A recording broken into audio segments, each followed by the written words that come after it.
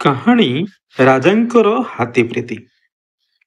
ଏକଦା ଦୂର ଏକ ରାଜ୍ୟରେ ଜଣେ ଜ୍ଞାନୀ ଏବଂ ନ୍ୟାୟଯୁକ୍ତ ରାଜା ଶାସନ କରୁଥିଲେ, ଯିଏକି ତାଙ୍କ ହାତୀମାନଙ୍କ ପ୍ରତି ଗଭୀର ପ୍ରେମ ଭାବନା ରଖୁଥିଲେ। ସେହି ହାତୀମାନେ କେବଳ ଶକ୍ତି ଏବଂ ମହାନତାର ପ୍ରତୀକ ନଥିଲେ, ବରଂ ରାଜ୍ୟର ସମୃଦ୍ଧତା ପାଇଁ ଗୁରୁତ୍ୱପୂର୍ଣ୍ଣ ଭୂମିକା ମଧ୍ୟ ତୁଲାଇଥିଲେ। ତେବେ ଦିନେ ହଠାତ୍ ଅନେକ ହାତୀ ଅସୁସ୍ଥ ହୋଇପଡ଼ିଲେ। ଏହା ଜାଣି ରାଜା ବହୁତ ଚିନ୍ତାରେ ପଡ଼ିଗଲେ।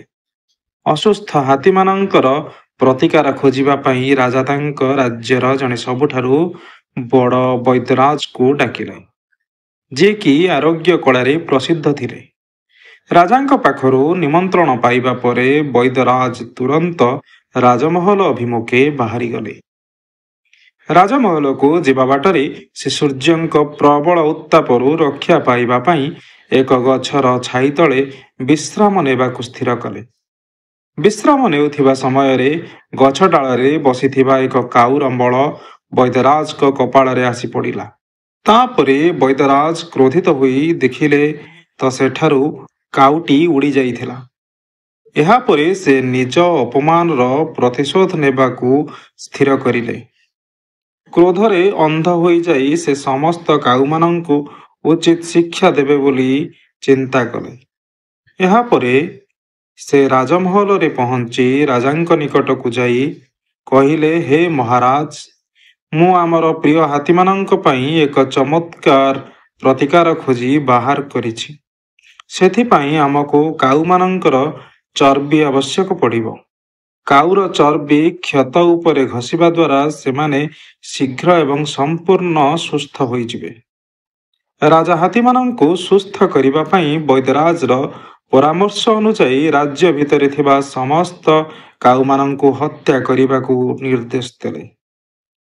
ଏହି ଖବର ଯେତେବେଳେ କାଉମାନଙ୍କର ରାଜା ପାଖରେ ପହଞ୍ଚିଲା, ସେ ଏହି ଘଟଣା ବିଷୟରେ ତଥ୍ୟ ବାହାର କରି ଏହି ବିପର୍ଯ୍ୟୟକୁ ଏଡ଼ାଇବା ପାଇଁ ସେ ହତାଶ ହୋଇ ରାଜମହଲକୁ ଶୀଘ୍ର ଉଡ଼ିଗଲା।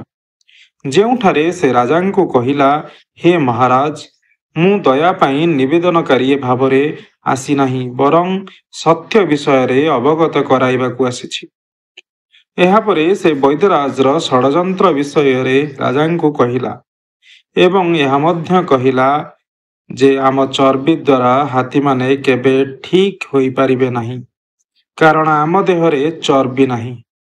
କାଉ ରାଜା ପାଖରୁ ସତ୍ୟ ଜାଣିବା ପରେ ରାଜା ନିଜ ଭୁଲର ଗଭୀରତାକୁ ଅନୁଭବ କରି ସେ ଶୀଘ୍ର ତାଙ୍କର ନିଷ୍ପତ୍ତିକୁ ପ୍ରତ୍ୟାହାର କରିନେଲେ ଏବଂ ପ୍ରତାରଣାକାରୀ ଷଡ଼ଯନ୍ତ୍ର ପାଇଁ ବିଶ୍ୱାସଘାତକ ବୈଦ୍ୟରାଜକୁ ଦଣ୍ଡ ଦେବାକୁ ଆଦେଶ ଦେଲେ।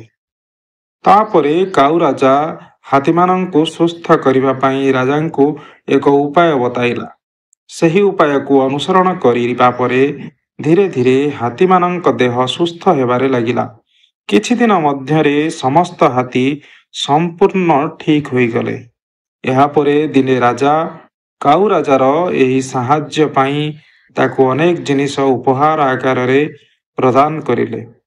ଧନ୍ୟବାଦ।